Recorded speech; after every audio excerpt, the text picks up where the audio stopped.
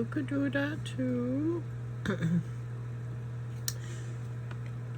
Clyde's laying down over here. Okay, we're starting on page 190. 190. I'm in a weird mood. With terrific grumblings, gurglings, hissing, and groaning, the whole row of rocks now danced in violent agitation, and then, like so many gigantic balls rolled by huge monsters at play, these boulders propelled with fearful violence by the outburst of the volcano, as I supposed, came thundering down after our retreating forms, threatening us with a terrible death. Bulger, running at my side ever and anon, sent out a mournful whine as if to bid me an eternal farewell. Fly, Bulger, faster, faster, good Bulger, I called to him as the roar and rumble of the advancing wall increased. Now each and every boulder seemed urged on its course by some mysterious force of its own. As I glanced over my shoulder, I could see that they were gaining in velocity, bounding, springing, now in single file, now three abreast, while the frightful and unearthly din and rumble went ever on increasing. They were gaining upon us. My legs again threatened to bend under the weight of my body and topple it over to certain and awful death, when a last glance revealed to me the terrible truth. Bulger, they are alive. A sharp, despairing yelp came from my poor dog. They're alive, I tell you. Some legion of monsters, devils for aught I know, escaped from the depths of Tardis, intent to roll us over and crush the life from our puny bodies. Again we redoubled our efforts. For your life, Bulger, I gasped. For your life. Look, the wood, the wood. He caught my meaning and gave a sharp, encouraging bark. But no, it was useless. My strength had been used to its last poor throb. It grew dark before my eyes. A palsying fear lay hold of my heart. My limbs stiffened. I threw one last glance upon Bulger. He answered me with a look of most tender affection, and then we both tripped, staggered, stumbled, fell headlong side by side, while seemingly 10,000 living boulders with awful shrieks, groans, and gurgling sounds hung like a shadow over us for an instant, and all was black as night. I felt my protuberant brow grow into the earth, and the last bit of life crushed out of me. My last thought was, Bulger, oh Bulger, what a terrible death, but what a kind providence to let us die together. Rise, stunted, misshapen thing, rise, thou wafer man, thou slice of humanity with cleft edges. It was not so much the thundering tones of this strange human monster which caused me to sit bolt upright, rub my eyes, and make a superhuman effort to collect my sadly scattered senses, as it was the caresses of my faithful Bulger, who was running from one side to another, showering kisses upon my face and hands, and whining piteously. After a hard struggle, the shadows were lifted from my eyes. My heart sank within me at the sight of that wall of living boulders encircling us, with their fierce visages turned, half in wonder, half in rage, upon the, to them, two funny things, being as utterly unlike as each other. But love is always stronger than fear. Stretching out my arms and drawing Bulger close to my breast, I cried out, "Oh, Bulger, do I really live? Am I not still the object of some demon's sportive malice?" At sound of my voice, the round-bodied monsters broke out into hideous chorus of deep rumbling laughter, during which their bodies rolled from side to side.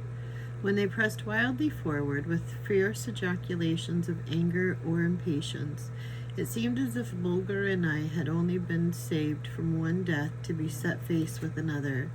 Alas, is there no power, thought I, to save us from the furious impatience of these reckless monsters? Suddenly, a terrible voice sounded above the din. Roll backward, round bodies. What meaneth this unseemly impatience in the presence of your king? In an instant, the round-bodied monsters rolled silently backwards.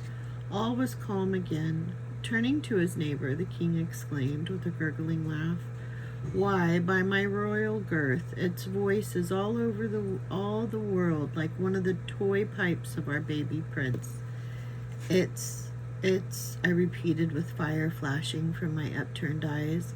"Know, Sir Monster, that I am not a thing, but a perfect man, a baron by birth, a scholar by profession, a traveler by choice." At this outburst on my part, the crowd of living bulls again sent up a deep rumbling peal of laughter. "Silence," commanded the king, and then he continued, "Well, well, then, Baron, whatever that may be, but I think I ought to say, little Baron, for by my royal roundness thou art a wee puny being. Let it be as thou sayest, but tell me, I implore thee, what is this walking box on 4 legs which nature seems to have left unfinished?" And so saying, he raised his terrible hand with fingers strong enough to crush me as I might a puffball, and waved it toward Bulger. This contemptuous sneer did not escape Bulger.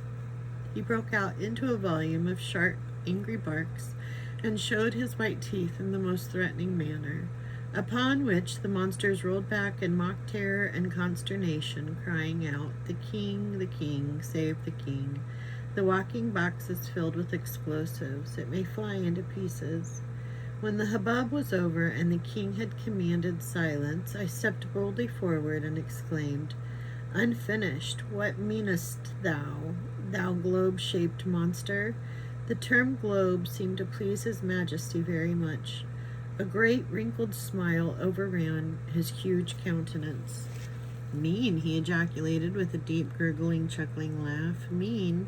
Why, little Baron, whatever that may be, see for thyself.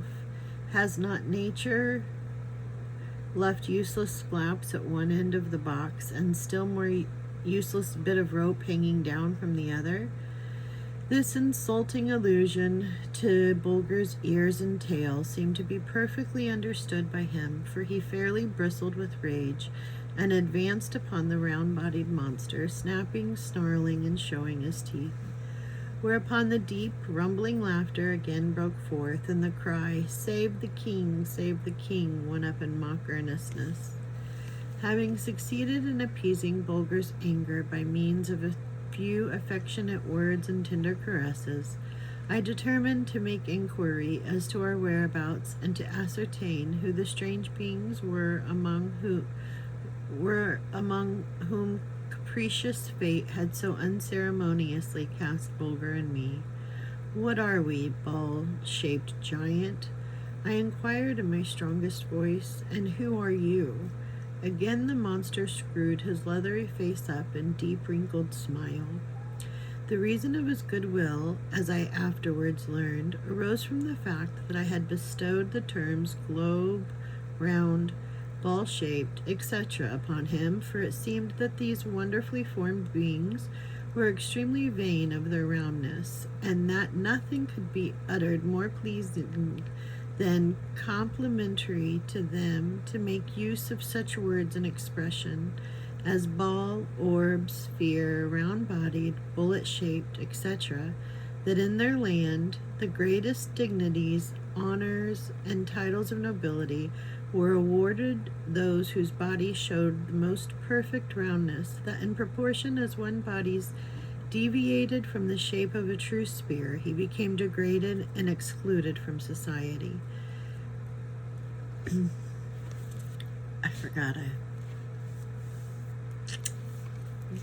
To such wretched subjects the king assigned the performance of all mean labor. They were the squares or outcasts with whom anybody might insult or even enslave with impunity. The richer ones were sometimes able to hide their deformity by means of padding, and in this manner conceal their uneven motion and rolling from the keen eyes of the king. But the poor ones, by their inability to correct their physical defects, at once attracted the king's attention. when he caused his people to roll up and down before him, while he kept a searching lookout for wobblers or uneven rollers. Well, little baron, whatever that may be, replied the king, or shall I call thee wafer man with cleft edges? Know then that I am King Bo-Gugu, monarch of the round bodies, that these are some of my subjects. Know furthermore, little baron, whatever that may be, that this island is my kingdom in which no one rules saving me, and that unless it may please my royal daughter, Rollabola, to keep thee and thy attendant, the walking box with cord and flaps, as curiosities to amuse her. Okay, we'll start there tomorrow.